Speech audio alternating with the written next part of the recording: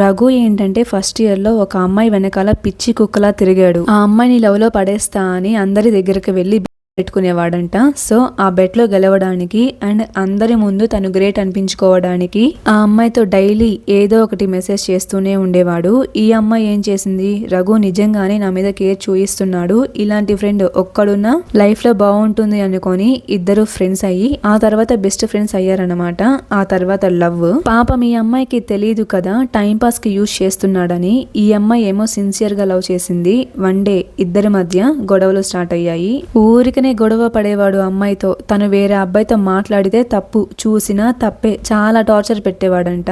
ఆ మూమెంట్ లో ఇద్దరు మాట్లాడుకోవడం ఆపేశారు. కొన్ని డేస్ అయితే మాట్లాడుకోలేదు. ఒక రోజు రఘు మళ్ళీ ఆ అమ్మాయికి మెసేజ్ చేసి పర్సనల్ ఫొటోస్ పెట్టమని అడిగాడంట. పర్సనల్ ఫొటోస్ అంటే మీకు తెలుసుగా, కానీ ఈ అమ్మాయి మాత్రం ఏం భయపడకుండా ఎవరు ఎన్ని అనుకున్నా పర్లేదు అని అన్నింట్లో బ్లాక్ చేసేసి రఘు గురించి నిజాలు మొత్తం తెలుసుకొని ఎవరు ముందైతే రఘు ఆ అమ్మాయిని పడేస్తాను, నా వెనక తిప్పించుకుంటాను అని బెట్ వేశాడు. ఈ అమ్మాయి అదే ఫ్రెండ్స్ ముందు రఘుకి రాఖీ కట్టింది. సో అక్కడే వాడి పరువు మొత్తం పోయింది. ఈ విషయం నాకు నా ఫ్రెండ్ చెప్పింది.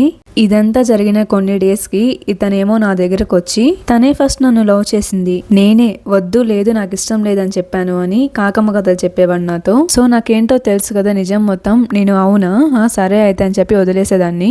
ఒక రోజు మేమందరం కూడా ప్రాజెక్ట్ కోసం అని చెప్పి వేరే స్టేట్ కి వెళ్ళాము. ఈ అబ్బాయి వచ్చాడు, నేను వెళ్ళాను. ఫోటో కోసం ఎలా అడుక్కుంటున్నాడంటే చెప్పలేను. నేనేంటంటే మాట్లాడినట్టే ఉండేదాన్ని, కానీ ఎవరిని ఎక్కడ పెట్టాలో అక్కడే పెడతాను. అతని గురించి ఎక్కువ తెలుసు కాబట్టి చనువు ఇచ్చేదాన్ని కాదు. సో రఘు ఏది అడిగినా నేను కాదు ఇవ్వను అని ఇలా ఉండేసరికి ఈ పిల్లతో కుదరదులే అని చెప్పి సేమ్ మా సెక్షన్ లోనే ఉన్న వేరే అమ్మాయి ట్రై చేయడం స్టార్ట్ చేశాడు.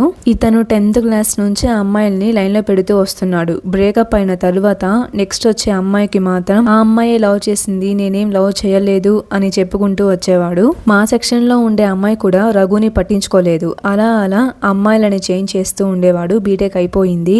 ఆఫ్ క్యాంపస్ లో జాబ్ వచ్చి రఘు అయితే అక్కడికి అంటే జాబ్ లొకేషన్ కి వెళ్ళిపోయాడు. నెక్స్ట్ ఏమైంది అనేది నెక్స్ట్ పార్ట్ లో చెప్తాను.